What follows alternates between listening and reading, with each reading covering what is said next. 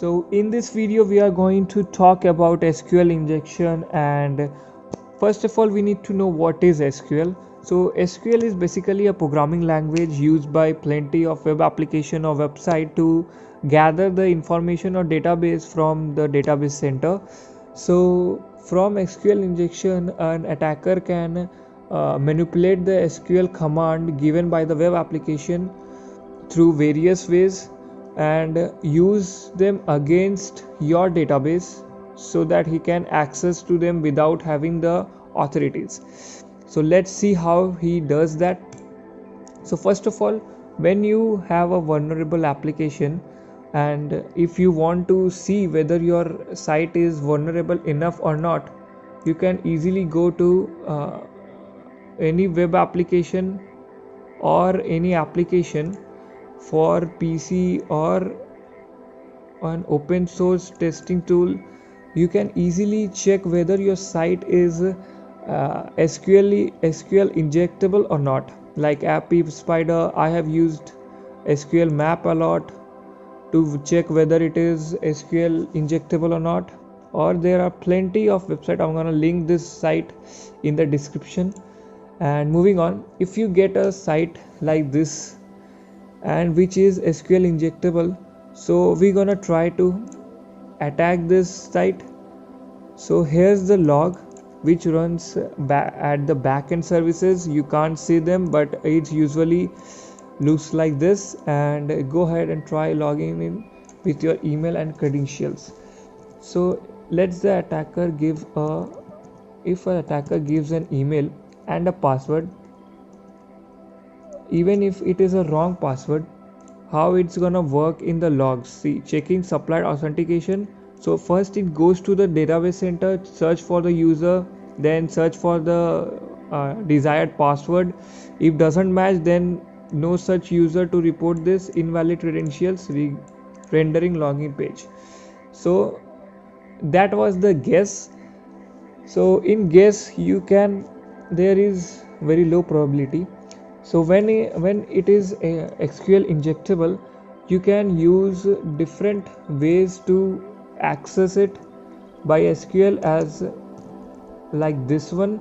And I'm gonna use a quote here and log in. So checking supplied authentication again, but yeah, when there is an error. And what's the error? You can see where the code for SQL has been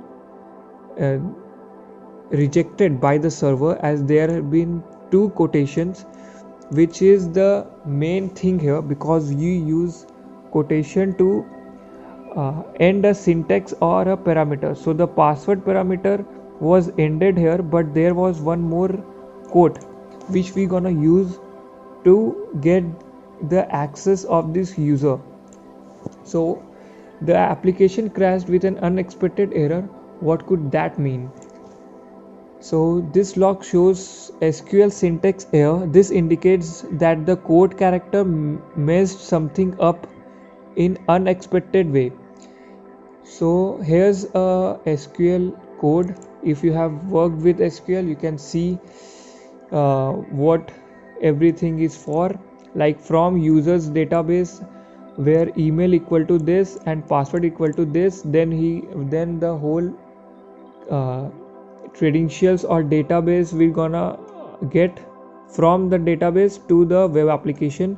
If both are true, then it's gonna go back to the application and give the information of the user. So this is what application code looks like behind the scene. And when we enter password, so what happened was password and a quotation. So the password parameter ended here, but we also got a extra quotation mark, which we gonna exploit and see how it messes the whole SQL code and easily get the user access without having the password. This behavior indicate SQL injection. So moving on. So when you have knowledge of SQL programming language, which videos are gonna come in this channel, so subscribe. And when you know how these operators work, like when you give a quotation to end the first parameter of password and got an extra quotation here, so we're gonna use it as or 1 equal to 1.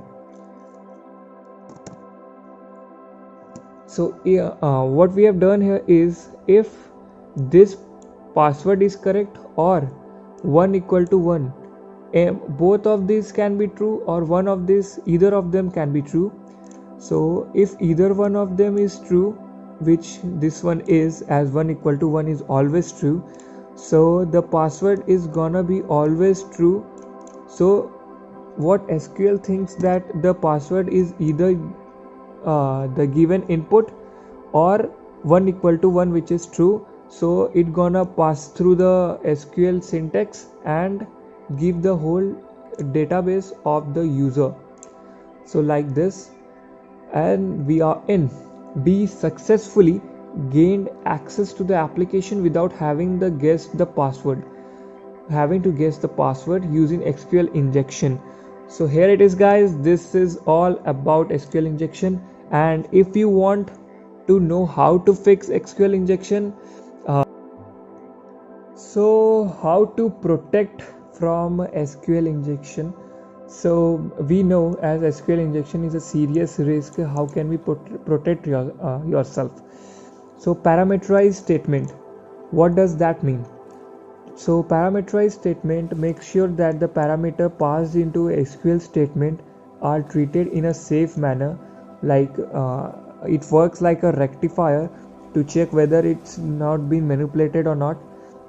So like before the code we have seen in this website, this web application, like this one, the bank one, it worked with this lines of code.